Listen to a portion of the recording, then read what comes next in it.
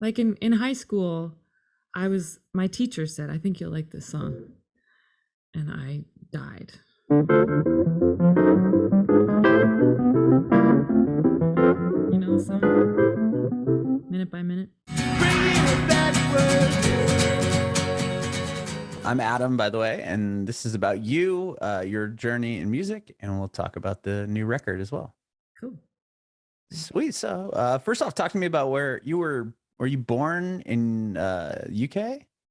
I was. Yeah, I was Okay. born in North Yorkshire, and my dad was born there and from there, and we moved back to Canada. My mom was from Canada. We moved back there when I was still a baby. I think I was a year old or something like that. So Okay. So no real memory of the UK, I would imagine.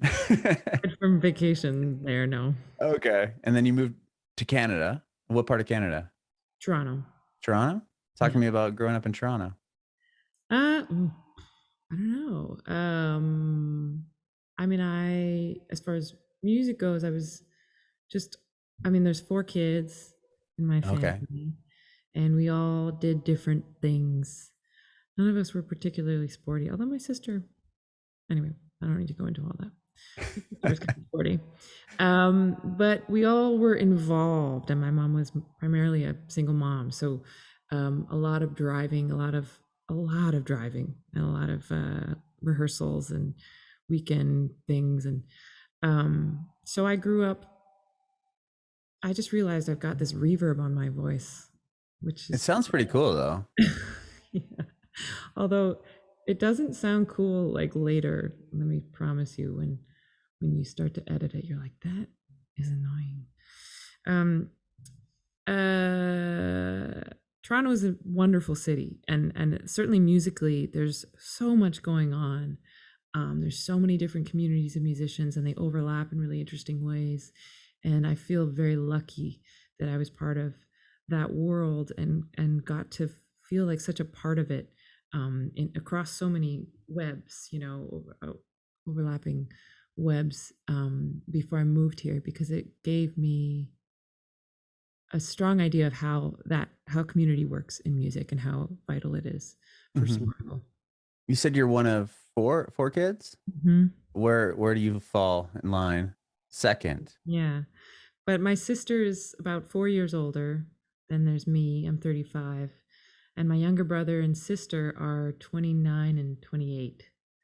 So Okay, two really close to each other, and then a yeah, couple gaps. we call them the kids. The kids. Okay. Kids are coming home. They're 20, they're almost 30. Okay. Are you the only musician, or Mm. music in your family? Music is very much in my family. Yeah, my nana loved singing. Great singer, great harmony singer. All my aunts and uncles, all her kids love singing harmony and playing music. My uncle had one time, a lot of holidays we would get together and play, and they loved all those songs from the 60s and the 70s, that whole singer-songwriter era especially. And I remember the story of my uncle Ed. Like, we always knew he could play guitar, and my brother was learning how to play drums at this time. Hmm. And my uncle sits down at the drum set and he starts playing, and we all turn around like, Ed, that sounds pretty good. He's like, I don't know what I'm doing. I don't know what I'm doing. Anyway, they're all just kind of Like, naturally super yeah, talented. naturally good. That's He funny. sounded genuinely pretty good on the Okay. drums. It was shocking. But yeah, and my siblings too. My sister has a rock band that she's it's like this metal slash like kind of proggy. She's amazing. She's way cooler than I'll ever be. And now she's also playing piano in that band and singing and writing all the vocal arrangements. She's really cool. Wow. So she's doing this professionally as well. Yeah. Yeah. That's incredible. Have you guys ever collaborated together? Not in any, you know, like particular strong sense, but yeah, I mean, she when I go home, sometimes if I'm working on something or if I do a live stream concert or something, she'll jump on. And my mom, her, one of her 5 goals in life is that Olivia and my sister and I have a band together. The harmony is so good. Yeah, you guys should put a record out or at least a song. That'd be Yeah, awesome. we will. We'll do something. What was the first instrument you learned? I mean, singing, Okay. but I guess piano. I can remember like my head being at the keys of our family piano and just this kind of stuff. And my mom was the first person to teach me things on it, and she also did this like.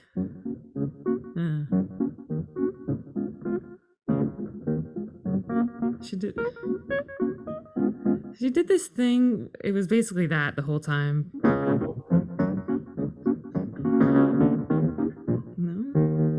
No, I forget what it was.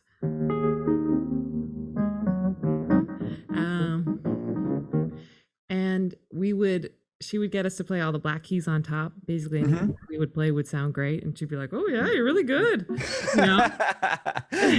And we felt like we were just like playing some cool like Dixieland stuff, and yeah, it really fostered fun and like excitement on the piano. And I think she taught me for release and just a few little things that kept me running back to the piano. And I Did you wrote. eventually take lessons then? Like, Yeah, I took okay. lessons off and on. I'm really glad that I did. And at the same time, I'm really glad my mom pulled me out when she did. There was this Oh, okay. push and pull. I took piano for, I think, 4 years. I had a wonderful teacher, and I was a terrible student. I didn't want to. I didn't want to read Practice. what was on the page. I was like, my sister played this song. I think I remember how it goes. And she'd be like, it's right in front of you. Just read the music. I think I want to remember. And my mom took me out at a certain point because she realized that I stopped practicing when it was my homework. And as soon as she took me out, I would play all the time. Oh, interesting. It's kind of a thing that's followed me in my life. I think I don't think it's very uncommon as musicians, but or even maybe anybody. But once something becomes the thing that Like you have to do, yeah, like a chore. You're like, ugh, I'm not doing this. find something else that's fun to do. Right, Um, right. so it's always finding that balance of like making the time really sacred and which is next to impossible mentally these days, because I find whenever you sit down at your instrument and you're like, okay, I'm just gonna practice and get in the zone, there's a moment at some point, maybe not at the beginning, maybe at the end, where you're like, oh, I should take a video of this and post it on social media and say that I'm practicing this song so everyone knows that I'm good at doing this thing on the, and it's like, you know, the creation of quote unquote content becomes this rat chase that really invades that sacred space in playing music. So I have to constantly remind myself to fight against that. It is interesting though, because it's kind of a double-edged sword where maybe you don't want to do it, but then it's like your fans and you got to kind of stay in relevant or whatever in the algorithm of social media to continue to kind of post things and Yeah, I mean, and world like it also helps Instagram and social media stay afloat if they tell everyone that the only way they're going to yeah. be famous is if we keep using their platform. I mean, it's all a rat chase. And I really, when I teach now, one thing I try to say to younger students, I mean, I just taught a master class, and the question I was asked 3 or 4 times to varying in like different variations was, how do you, like, can you tell us about promoting yourself? That was the question I was asked the most in a songwriting class. How do you promote? Wow. So that is like a really clear to me sign of where we're at. You know, I wasn't, man, in university, I wasn't asking how to promote myself to like I don't know, I'm blanking now, but all these like heavyweights that were coming into my jazz school playing, I wasn't like, how do you promote yourself, Dave Holland? You know, he didn't know. Right. It's so weird nowadays. I mean, I always think of, I'm a little bit older than you are. And it's, to me, growing up, it was like, one, you could only like one genre of music. If you liked punk Mhm. music, you weren't allowed to listen to, you know, anything else in your group of friends. But the And then people who did were the coolest. right. And then it was like and then it was like the idea of like selling out or like all those things. I don't feel like the goal now for younger generation is like, I want that viral video. I want to have, X million subscribers. Like it's totally different than at least when I was growing up. It's funny to think about. Yeah.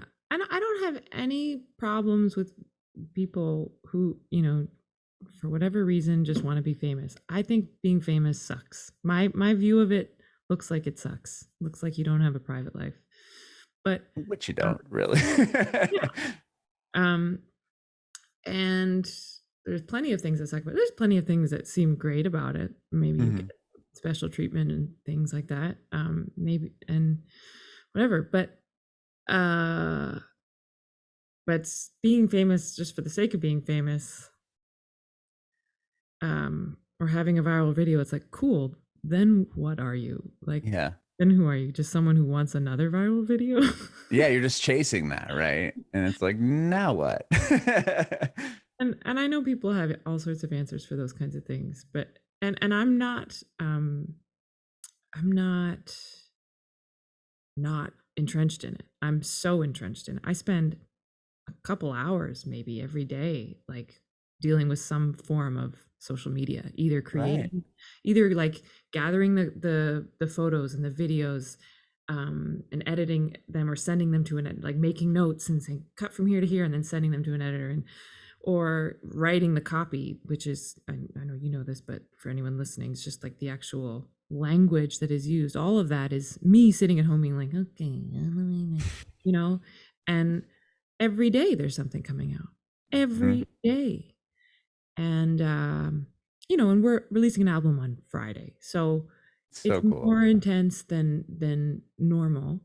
But promotion is a part of any business, if it's the music business or anything.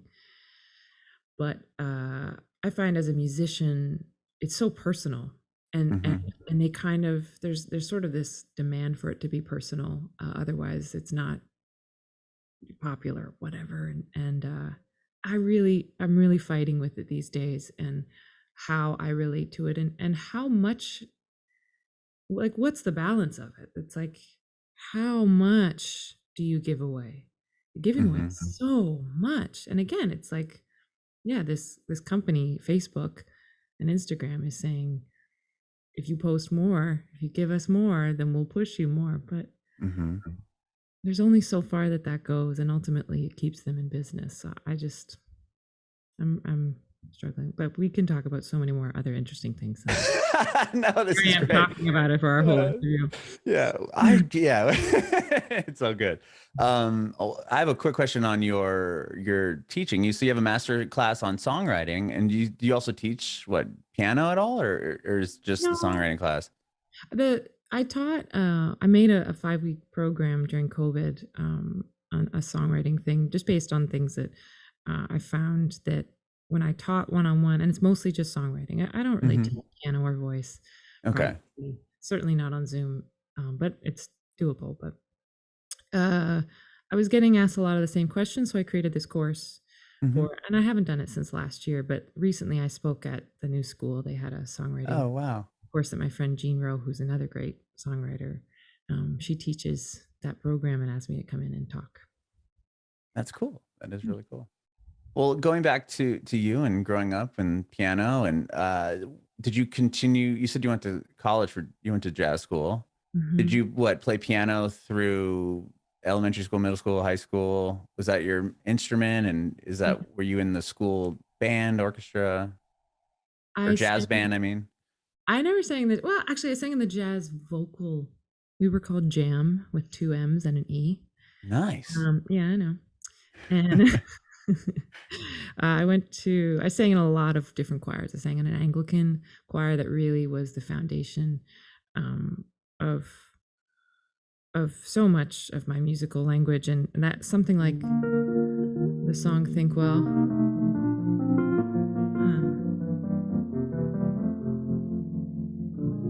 Like, the harmony in that piece is so much something that I would have, like, sung in a choir, like in that choir, a lot of hymns and anthems and things like that. And then growing up, basically in high school, I went to a music theater high school. Oh, cool. And it was like an arts high school in Etobicoke in Toronto.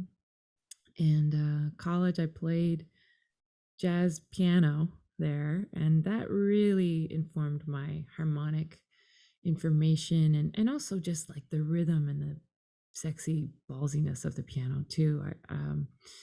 I remember the first time I heard can't remember his name right now, but he's a Brazilian piano player, really influenced by blues in piano, and it turned my head on its side, and all of a sudden I wrote this.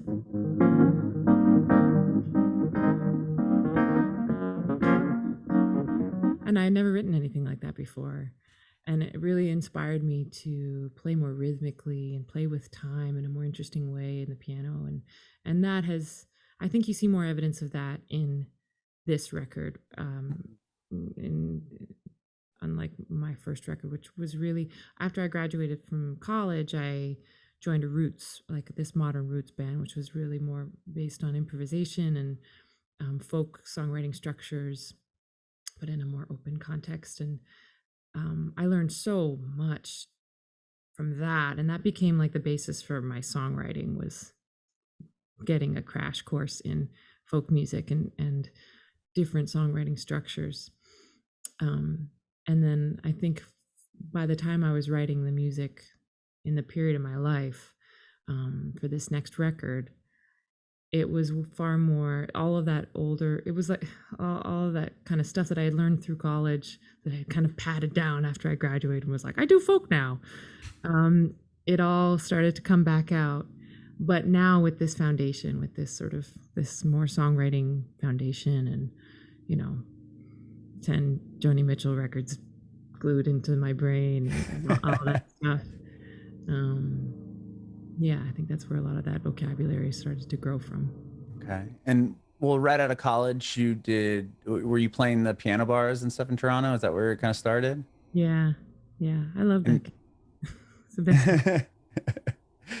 And from there, was that when you joined the band? Was out of that, or the folk band that you're talking about, or was that? No, it was out of college. Yeah. Okay. I got a call asking if I would do a gig with this band called the Henrys, which just happened to be like this super cool modern roots band that had featured Mary Margaret O'Hara, and actually Becca Stevens had sung on a couple tracks of their most recent record at the time. Wow. Martina Sorbera, and excuse me. Yeah. So okay. That's sort of where I took, and then I started playing a pump organ in that band. And that's why I got into the pump organ, which you can't see, but it's behind a bunch of plants right now. Okay. And then simultaneously was doing piano bars to just pay the rent, which is a tough scene to get into in any city, because if you have that gig, you're not letting it go. It's like 3 hours of paid practice, and you get to dress up and go home and call it a night. Yeah, take requests and all. Yeah. Piano bars are fun. There was I grew up in San Diego, and there's one, like a dueling piano bar. I'm totally blanking on the name right now, but it was cool. Like they made it a lot of fun. It was awesome. Yeah, that's probably less my scene. I'm not like a dueling anybody. Were you just like, was it like a hip piano bar, or is it more like you just sit there and kind of be the backing track to more dinner music, which I was totally fine with. I mean, people would always come up and say hi and say they enjoyed it and all this stuff, but it was a few different places, but I ended up being the most at a place called Jacob's Steakhouse in Toronto. Mm-hmm. And it was just a place where you could pay like $30 for broccoli and, nice. more like $400 for steak. And they had a nice piano, they had a PA system, and I would just play. I once had a guy, I had finished my set, it was a 3-hour set. I walked up to the bar to get a drink, and he comes up to me and he's like, "Are you done playing?" And this guy had talked the entire time, like loudly. He was while you're playing. Yeah, Just while I was playing, obnoxious. just obnoxious, and you could tell it was like a big performance. And there was a lot of people like that would go in a place like that. It's a great, as a songwriter, again, it's like a great observational place to be. You really see how people react, how people deal with money and all this stuff. And this guy comes up, and I'm already just like, get away from me, dude. He's annoying. Mm-hmm. And he has like a wad of 20s. He was like, can you just play some more Billy Joel and Elton John? And I was like, yeah. Of course I can. And so I did that for another 45 minutes, and then I went home. That's awesome. I don't even think he said good night. He didn't. It was just the most bizarre thing. But that was the scene. Yeah. So people weren't paying attention, and they were paying attention, you know, which is always, that's the best line. It's like, it gives me freedom to just, I would just, you know, play whatever I wanted. They never asked me to play certain things or not other things. So it was amazing. So you had freedom, yeah, to kind of do what you wanted. Yeah. That's cool. And from there, were you writing songs for people? I know you wrote with a lot of people, and was that kind of the next step in your journey? I was writing with that band, with the Henrys, that turned into a band called 3 Meter Day. And that was, I released a little EP in 2010.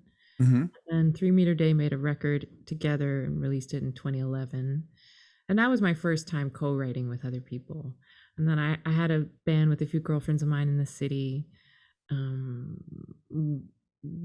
Yeah, again, just more collaborative stuff. And then as it kept going, I realized that I wasn't playing with very many. I don't know.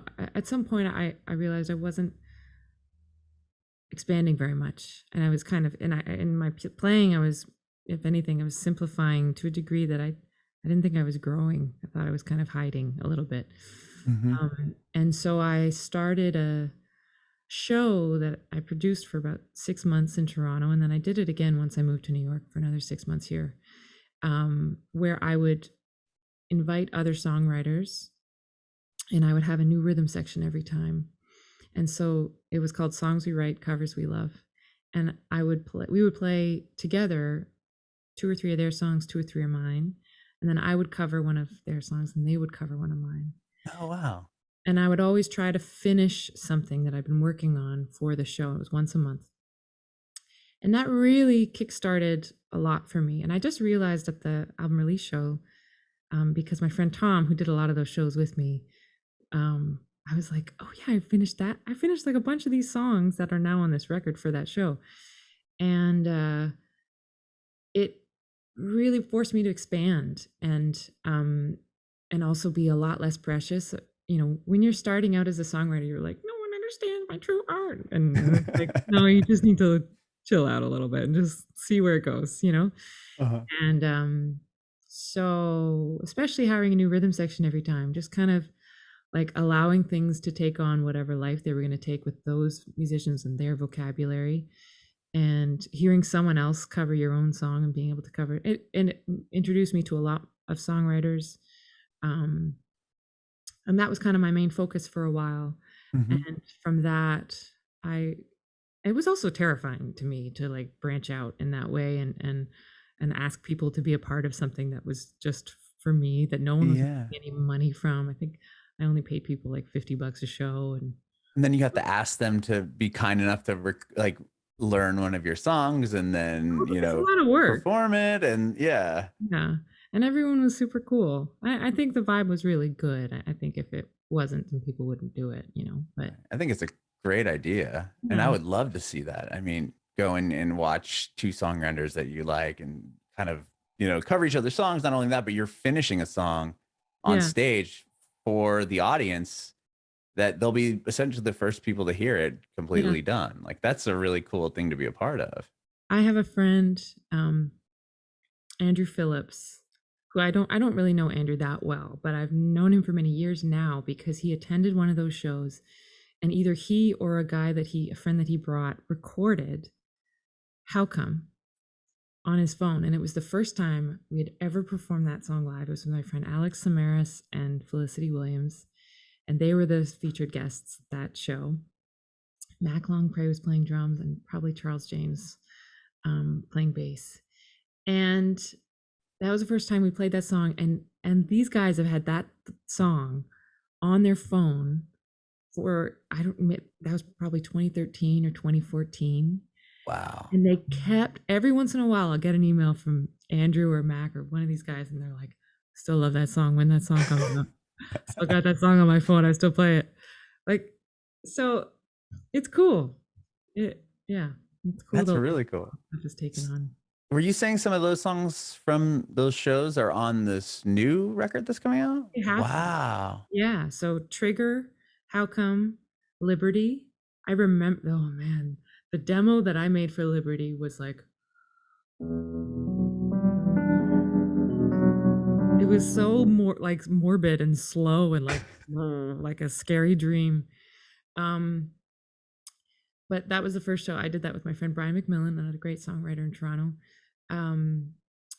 Yeah, Liberty, Trigger, How Come, for sure. Janet, I had already, I made later. Can't remember the others, but those three for sure. Okay. Well, you put a record out in 2016, and was that all like, what was the purpose of keeping those songs off of that record? They're very different. Okay. You know, the tonality is really different. See Us Through, that whole album I was really trying to get more into the Americana style of things, even though the harmony was still a little bit outside of that. We certainly weren't like classic Americana. And we played I remember we played at like Folk Alliance or whatever the Ontario folk thing is, the folk conference. I just remember someone being like, well, it's not really folk, is it? Great. Cool. Welcome to the 2000s. Nice feedback. Cool opinion. Yeah, and I think coming out of 3 Meter Day and really having a reverence for that style of songwriting, but still writing, you know, I think that someone like Paul Simon does that.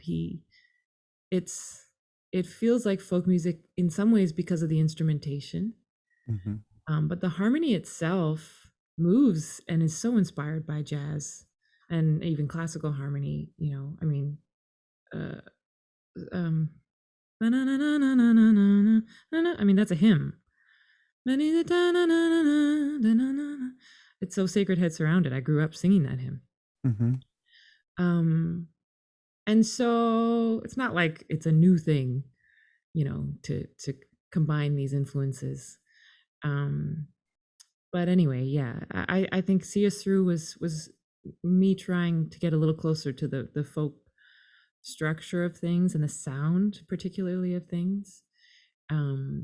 Whereas this, I knew that it was going to be bigger. I mean, to compare the two records, it's like this one is just bigger. It's just in your face. It's far more focused on groove, in a more immediate sense, in a more like trio kind of sense. Whereas See Us Through, it has a real feel and it has a beautiful groove to it, but it floats a lot more. It doesn't dig in as hard. And, you know, the opening 30 seconds of Liberty is just like meaty.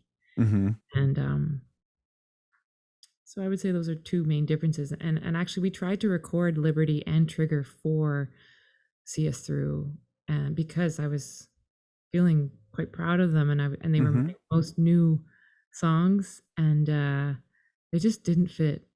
And I never really was settled or really happy with the way they turned out. They sounded beautiful, but they didn't sound right yet. And now you have, you know, David Crosby on it.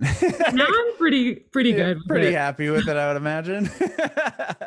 Well, I want to get into that, but I'm curious. So you, like, when you're writing those songs and doing this show that you had, and these songs like Liberty and these songs were being finished, was the idea from there to be like, okay, I'm going to put a solo record out and use these songs? And then what changed to going into that first record?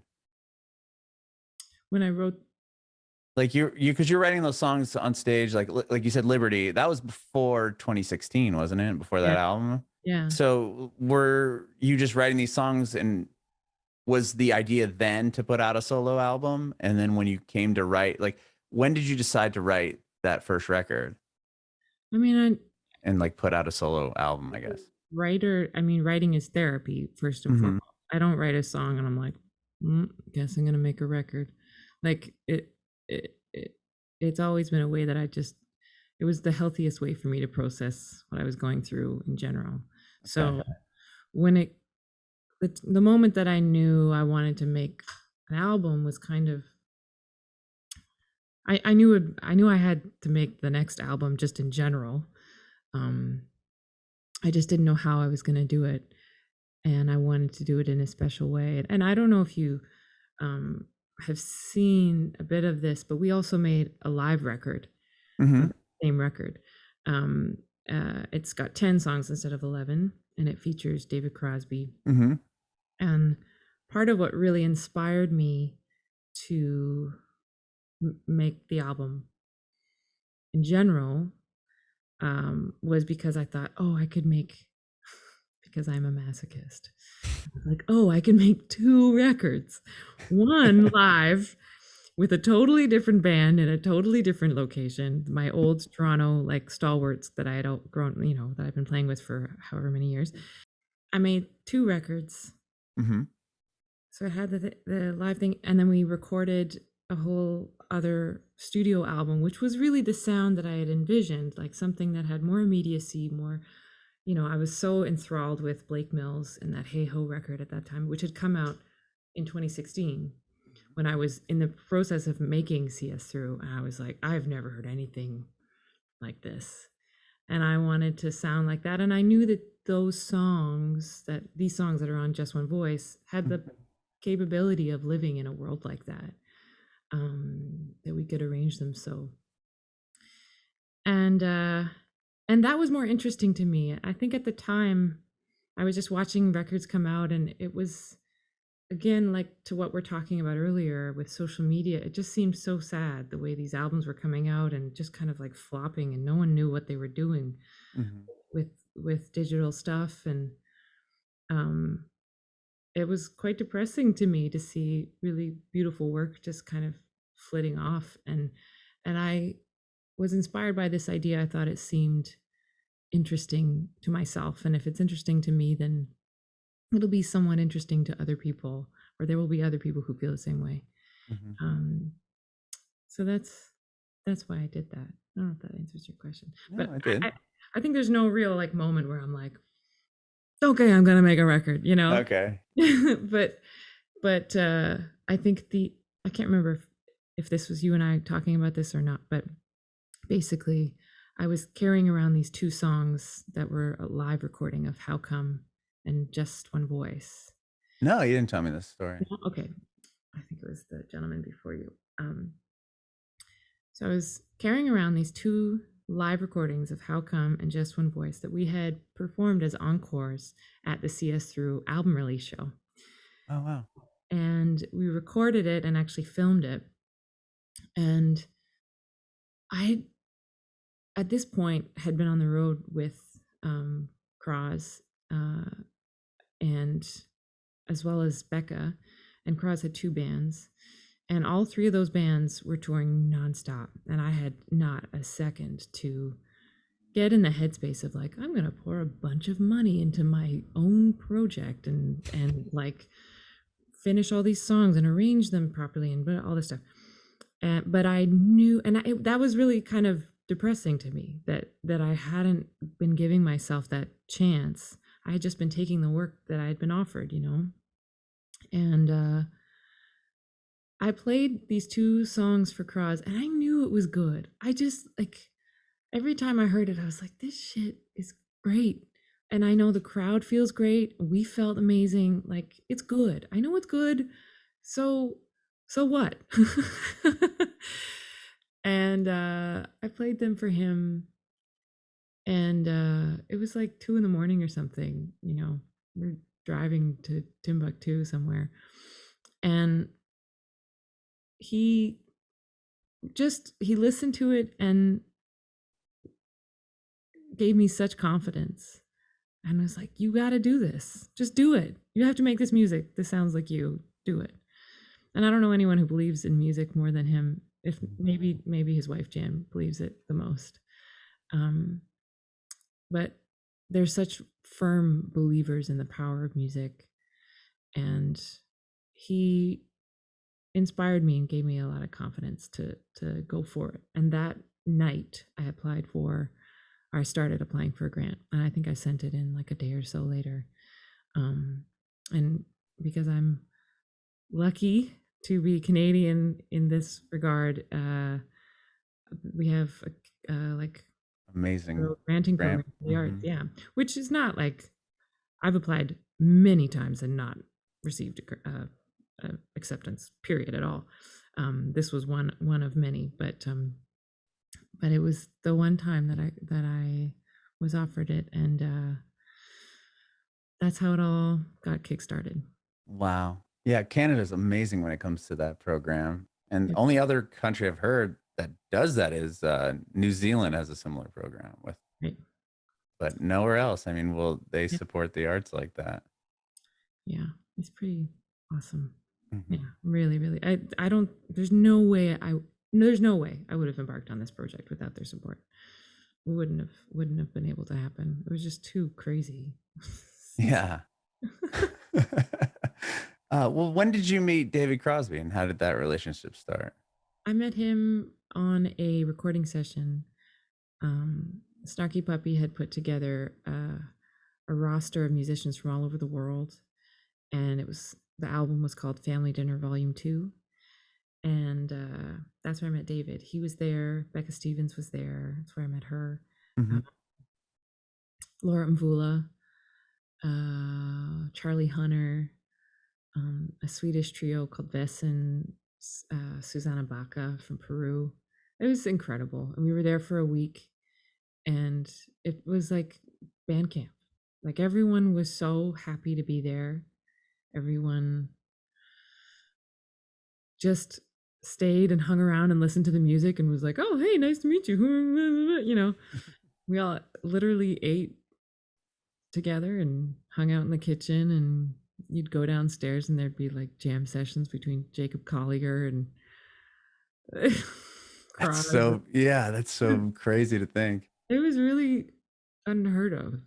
Mm-hmm. It was surreal. And it was during Mardi Gras. It was like a nightmare for the logistics production team. I don't think they slept for a week. I don't think Mike, the band leader, Snarky Puppy, I don't think he slept more than a couple hours that whole week.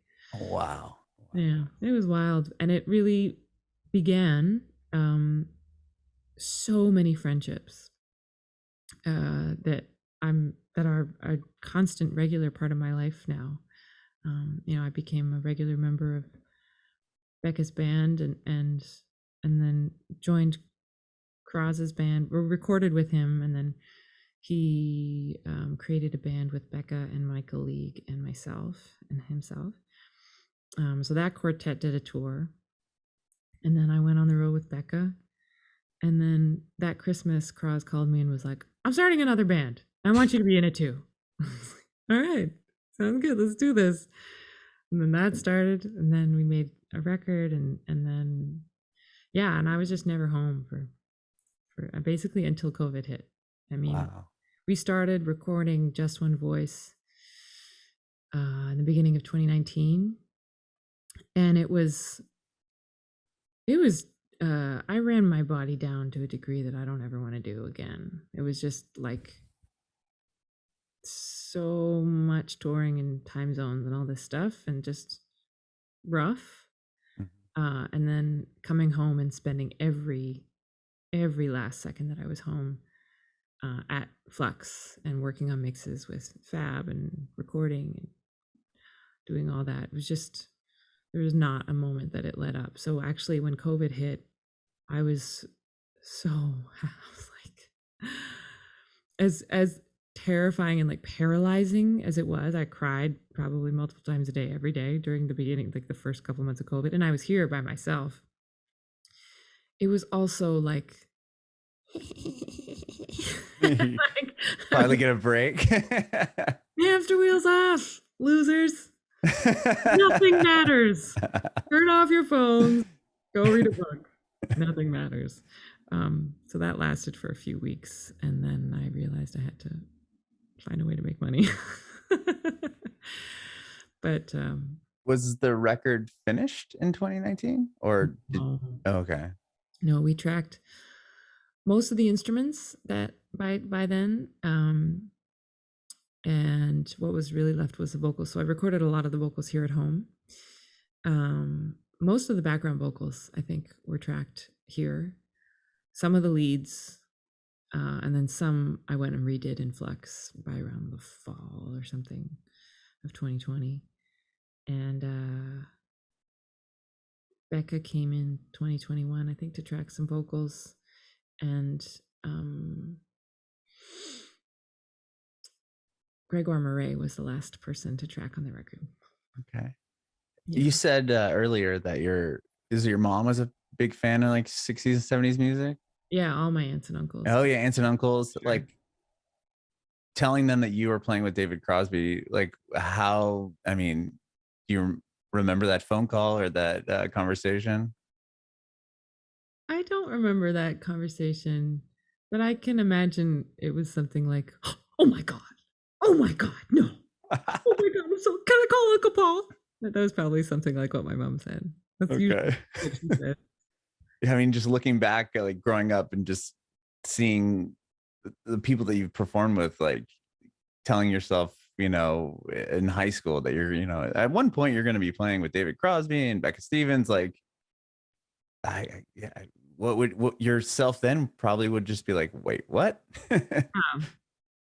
I answered this question the other day, and the way these things come out in interviews, there's always like a moment where I'm like, oh, why did I say it like that? But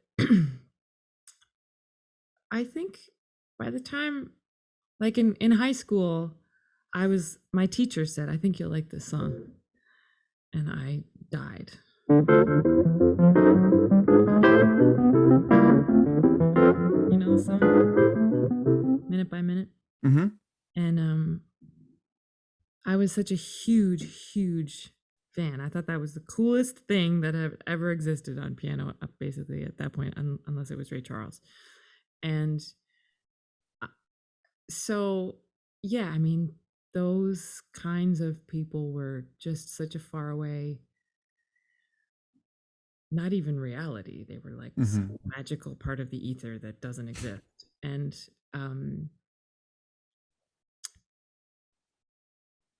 so was being a musician, to be quite honest. I mean, at that point I had like a couple of friends, my friend Charlie and Nathan, we played some of my songs together sometimes, and Charles was like a big supporter of me and was like, we got to do more, you know. And so I was playing, I had written and performed one song, but I still, you know, being in musical choirs and being in things, it was normal. It didn't feel like being like trying to be some, you know, what we call an artist, like a artist these days.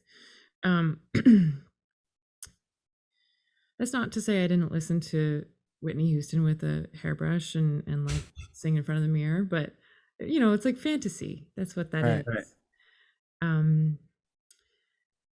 And once I got into college and I did like my final year of college, I performed my music, and then I joined the Henrys, and all of it started to feel like, oh, I'm just kind of like, I'm on this path. I'm doing this thing, and the more I do it, it's working out.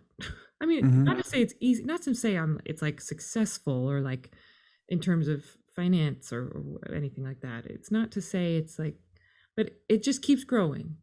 Right. And I keep playing with people that are, that to me are like heroes. You know, the Henrys, the guys in that band were really friggin' cool. And it, even like my friends would be like, whoa, you're playing, these guys are like in their 60s, you know, and I'm like this 20-year-old like, cool, yeah. And So there was a part of me as I got older that, um, amidst all of the insecurity and imposter syndrome that I feel or have felt, or certainly felt at that time, and all the green that I was, there was like this little voice in me that kept, it was very small, that kept saying like, you can do this. And I got to sing with Josh Groban when I was in high school. They had hired a gospel choir to sing with him, and the gospel choir couldn't do it for some reason. So they called our high school, because we were an arts high school. Oh, wow. Through the last minute call. And I remember there was like 10,000 people in the audience, and my knees were shaking the whole time, and I was going like, ah, because I was so nervous. But the best part of that was not the performance, it was the sound check. And I remember seeing him, and Josh Groban is great, but I wasn't like a huge fan of his, like or super fan or something. Yeah. But he was sitting at the piano. He was just doing a mic check, doing like checking the piano and the monitors. I don't think I had ever seen that. And it twigged something in me that was like, I want it. I want that. And all of this is a really long way of saying that the more that I was in this world and meeting other musicians and getting to feel the safety and encouragement to do my own thing, the more, and then I would look around and I would see other people and I'd be like, I can do this, I can do that. So there's a part of me that thinks that, as absurd as it is, because there's no promises in music. Right. There's a part of me that thinks like the older that I get, the more I think, yeah, I can meet them. There's a way, like music is small, and and I know that the way that it sounds pompous, and it's really not. It's not about being great. It's about, I know that I can communicate in a certain place, and that place is a place that we all aspire to get to as musicians. It's like, it's a place of like listening and communicating something real that connects with people. And I think that place, when we all like get out of our ego and out of ourselves, is where we should all live, and where we can all communicate. And so I don't think it's that absurd. Right. No, it makes total sense. I mean, it's not like you just started, right? I mean, you've been working and working and working at this for your whole life. And once you start kind of working your way up the ladder and working with certain people, like, I love what you said, like, it's not like, I can see myself working with certain people just because you have been there and you're doing it and you have probably more confidence in your playing and your songwriting, that you're like, okay, I feel like I could sit in a room with so and so and Yeah. you know, And we could talk. right, talk, and I could contribute in a certain way to what they are thinking and speaking. Yeah. Makes a lot of sense. So, Awesome. well, tell me about this record's coming out in 3 days, which is huge. Yeah. And you said there's a live version of it and then the recorded version, and the recorded one has one extra song. Yes. Okay. What's the extra one on the album? It's called On and On. And the vibe is a little tricky on that one. And we only had 2.5 days of rehearsal for the live record. And Wow. granted, half the band I had played with for years, but I hadn't been in Toronto for the last 4 years. So On and On, it just didn't come together. And I was like, it's okay. Let's just not do it. Let's not, put on a show where we're playing a song that we don't feel great about. That's just what the live record will be. And so that's why. But Okay. it's a beautiful recording on the record. It's really, it's one of my favorite tracks on the record, I think. Are you doing a tour to support the album and all, or? A little bit. We've got some dates we're putting together for the fall in Europe, and I'm trying to make a West Coast states thing happen. Um, and at the end of April, I'm going to go to France and Germany. We're going to do some promo. Wow, It's trio. Yeah, that'd be that's great. exciting. Very Totally. exciting. Well, thank you so much for doing this, Michelle. I really appreciate your time. This has been awesome. I have one more question. I want to know if you have advice for aspiring artists. Turn your phone off. Or turn your Wi-Fi off for hours at a time.